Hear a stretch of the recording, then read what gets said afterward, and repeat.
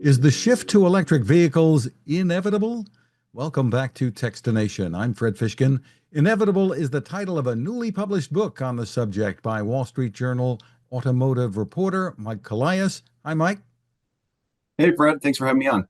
A pleasure. Well, congratulations on the book, subtitled Inside the Messy, Unstoppable Transition to Electric Vehicles.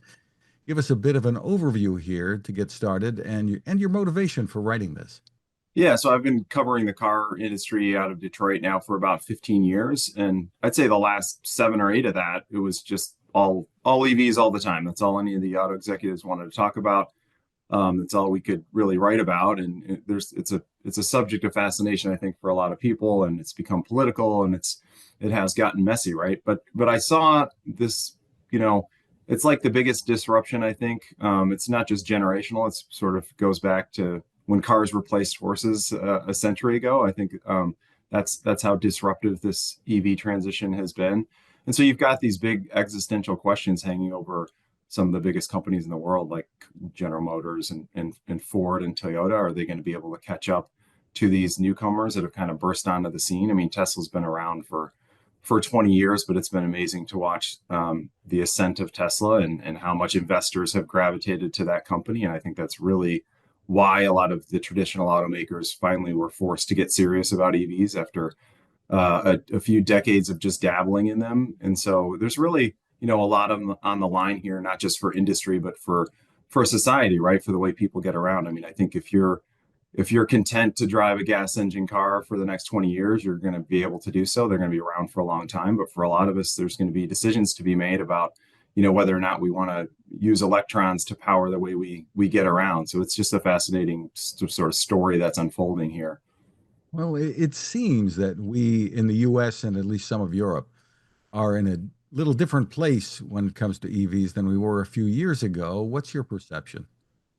Yeah, I mean, we talk about the EV transition, and it's actually sort of multiple transitions playing out across different parts of the world. So in the US, we're getting a narrow view, right? It's about around 10% of new car sales are either electric or plug-in hybrid. And in Europe, it's more like 20 to 25%. And in China, it's approaching 50%. And so, I think China shows you what's possible when you solve for the two biggest problems that people have and the two hangups that a prospective buyer might have with going EV, and that's price. These are generally a little pricier than the comparable gas power car that you might be choosing from in the showroom. And charging, just people are worried about, will I be able to charge, when, how long is it going to take? China's sort of figured those things out. I mean, the government there has very much put its thumb on the scale to do so. I mean, huge financial incentives for people to buy EVs and for companies to make EVs. And they've got, a big, powerful supply chain, and they control a lot of the minerals that go into the battery. So they have a lot of advantages, and they've really focused on it. But I think that, almost half the people choosing an EV in China kind of shows you, where you can get if you solve those two big pain points. And so the US is probably maybe a decade roughly behind China in this transition. What are the biggest obstacles here? I mean, obviously there are issues like how many people live in apartment buildings, and I think that may be a bigger issue in some other areas of the world than here, although it's a big enough issue here. Yeah. So let's just focus on charging for a minute. You'll probably see, more chargers popping up outside your grocery store, maybe, or your, fitness center and stuff like that. And those are great. But really the two problems that need solved the most are home charging and highway charging. Most EV buyers today, which tend to, tilt more toward the affluent side, they have a home with a garage that they could afford $1,000 or 2,000 to put in a charger. They charge overnight. The range on most of the EVs today is between 250 and 350 miles. So you get, in a typical day, you commute, you take your kids to practice, you go run some errands, you've got plenty of juice left, recharge overnight. And a lot of EV owners now, I mean, 80% of charging happens that way at home. And people can get by, you might go a month or two before you have to charge anywhere outside of your house. The road So people who have a home, great. Multifamily condos, apartments, that's a much trickier thing. Maybe you've got a condo where you've got 10 beautiful fast chargers in the in the parking garage. Typically that's not the case, right? And so as you say, I mean, what is it? Probably more than half of urban areas are going to be people in that situation, and so that's a big one. There's a lot of startup companies working on that, trying to figure out the charging in multi-family homes. The other big problem is road trips, and that goes for anybody. And it's not like you can do it in an EV. You just have to plan more and pack your patience, because it's not, you can't just expect an EV charger to be at every exit like we do with gas stations today. And there's, several $billion in federal money going into charging, although President Trump, is looking to claw some of that back. And we could talk more about the Trump effect on EVs. But there's a lot of private sector money going into figuring out charging. It's getting better. It's still, in the US, many years away from getting enough people comfortable to take the leap. So today, the Tesla impetus runs throughout your book, of course, but is it now primarily a race, it seems, between Tesla and Chinese companies like BYD? That's reading headlines, it almost seems that way. Yeah, it's funny. When I started the book a few years ago, Tesla obviously had been the leader and the pioneer and is still the largest EV seller in the world.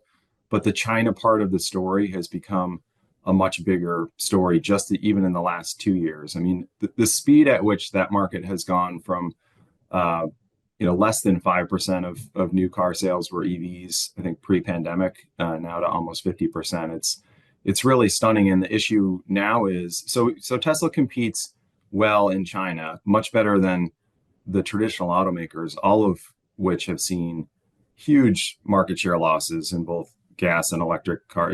They counted on China as one of their big profit centers and areas of growth for 30 years. And just in the last 3 or 4 years, that's really been wiped away. And a lot of them are pulling out or shrinking in China. But the issue now is the Chinese have an overcapacity of cars, and they're exporting them all over the world, both gas and electric.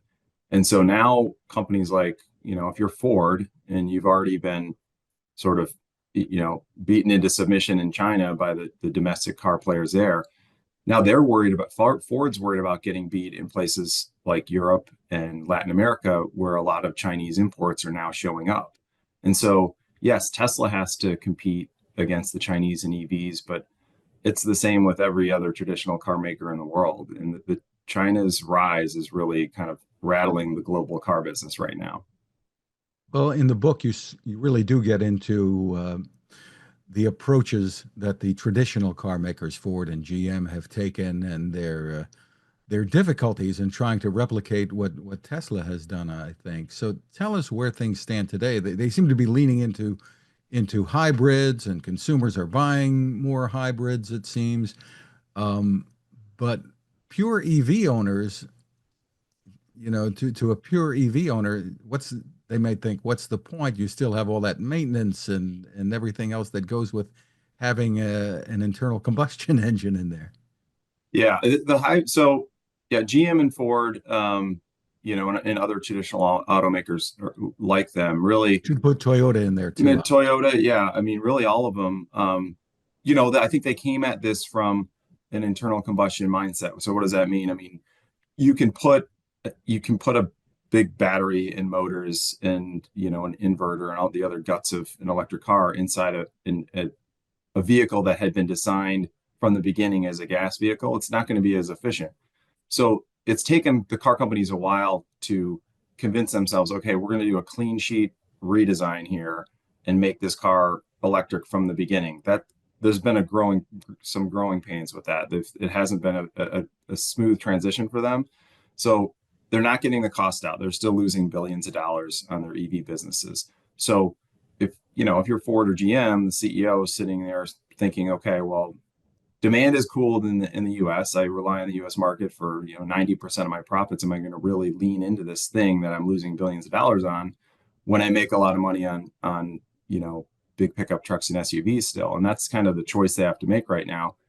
You still, when you talk to these auto executives, yeah, they've delayed some things and slow walked a few investments, but I think they know that they're going to have to compete on EVs with the Chinese and other startup players in the future. I mean, they're on the record as saying we think the future is all electric. So I do think on hybrids, we've seen, they wanted to, I think at one point, the industry thought that they could kind of jump right to EVs and the consumers would follow. I think that got lost in the shuffle. And so I think there's a lot of customers who appreciate, the backup of a gas engine, peace of mind that you're not going to have to, a plug-in hybrid has become pretty popular. It's still a very small part of the market, but these go 40 or 50 miles on fully electric drive, and then they switch over to gas. And I think there's some peace of mind with that. And so I just think we've seen in the last few years, hybrid is going to be a big part of the story and the transition, for probably several years.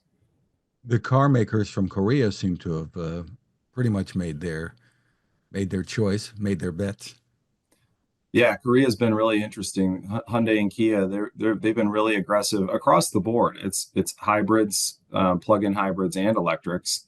That's a sort that's kind of like the epicenter of battery production and innovation is in Korea, and so I think that's probably played a factor there. But yeah, I mean, if you look at on the U.S. market alone, both Hyundai and Kia have some really stylish, like highly reviewed cars, critically acclaimed, and they're very much part of the mix at this point. What are your thoughts? You mentioned the new administration before, the impact that the new administration is going to have on the adoption of what you're calling the inevitable EVs. Yeah, that's right. So I do think it's a headwind. There's no question in the U.S. It's not going to help. I mean, the companies are already losing money now. The Trump administration is talking about taking away EV subsidies. I would say that a lot of the money that he's looking to claw back is going to be harder to do. It's not just up to him. It's going to have to go through Congress. Now, Republican-controlled Congress, the story has gotten political, and so I think there's some of these, some of the congressmen and senators on the Republican side would like nothing more than to dunk on EVs and take back a $7,500 tax credit that's been in place. I think a much bigger question is there's a huge pot of money available for companies that make EV batteries in the U.S. And we've seen more than a dozen huge battery plants going up across the South and the Midwest. So these are red states like Georgia and Tennessee and Kentucky. And that's all part of this Inflation Reduction Act, the Biden administration's big climate package. Trump is on record as saying he wants to get rid of that, but I think he's going to face a lot of resistance, even from Republican lawmakers who did not vote for that bill, because it's now nurturing all of these, tens of thousands of jobs and billions of investments in these red states. So, I think at the end of the day, I think the car makers are kind of tired of the whiplash in policy, in U.S. policy specifically, and they know they just have to make their bet. I mean, there's these investment cycles in automotive last 5 and 10 years, and they can't be reacting to every administration that comes in. They know they have to make EVs in the long run, and I think that they're going to stay on the path regardless of the headwinds from the Trump administration. And I'm sure you're writing about it probably as we speak here, almost the tariffs and the impact there. Yeah, it's a huge deal. I'm still hearing from auto executives who are in denial that this is really going to happen because it would be so devastating. But there's really no, there's thousands of part suppliers in the U.S. In addition to the big car makers, everything from big publicly traded tier one suppliers down to 50 employee mom and pops. There's not one of them that's not impacted somehow. Either they have parts shipped up from Mexico that then they finish and put into other parts, and they send directly to the automakers. The car makers ship, I think 3.5 million cars a year in from either Mexico or Canada. And there's really, I mean, the profit margins in the car business aren't very big. It's, single digit percentage. And there's no place for those costs to go, really. I think the companies will absorb as much as they can, and then it's going to get passed on to the consumer. And the back of the envelope math that we've seen some analysts come up with is maybe a $3,000 per car price increase on average from the tariff. So there's a lot of angst right now in the industry over this. The goal seems to be to tell the tell all kinds of industries, make everything here? How feasible is that? Yeah, that's part of it. I mean, the administration's also talked about wanting Mexico's help on immigration and and drugs coming in, but yeah, it's also very much let's create manufacturing jobs in the U.S. I mean, we've already seen a little bit of that, but I mean, this would play out, beyond the 4 years of the Trump administration, right? It takes years to set in motion some of these capital investments that you would need to actually build new factories in the U.S. and reroute supply chains. It's a long-term game. The industry has set up its factory footprint and supply chain to span those three countries over the last 30 years because that's been the rules of the game. We've had free trade, and to for that to go away overnight is really wreaking havoc right now in the industry. How much of a breakthrough is it going to be if Tesla is able to keep its word and come out with the $30,000 model this year by mid-year that they're talking about? And he's talking about FSD really being the huge differentiator, the full self-driving capabilities, because other companies are talking about it, but no one's doing exactly what Tesla is doing. Yeah, and I think a lot of the companies have similar capabilities as Tesla on self-driving technology, just aren't as aggressive in rolling it out to customers.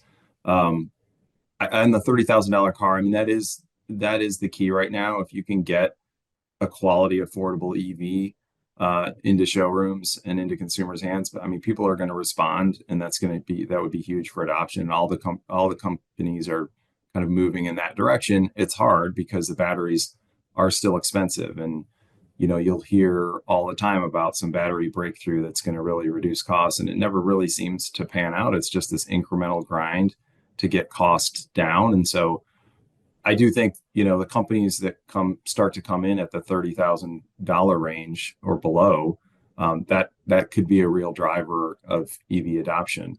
On the full self-drive. So yeah, I think Elon Musk is seeing Tesla more and more as a tech player, an AI bet, a company that's going to bring self-driving to the masses in, Uber-like rideshare fleets, as well as personal autonomous mobility. I mean, I think there's a long way to go there. I think most experts think that's many years away. But it's becoming more of a reality that you can get, from point A to point B without a driver behind the wheel. Waymo, which is owned by Google's parent company, is now in, a handful of cities with paying customers who get in a van and go from place to place with no driver at the wheel. And so it's a reality, but to get to widespread scale, I think it's going to be several years.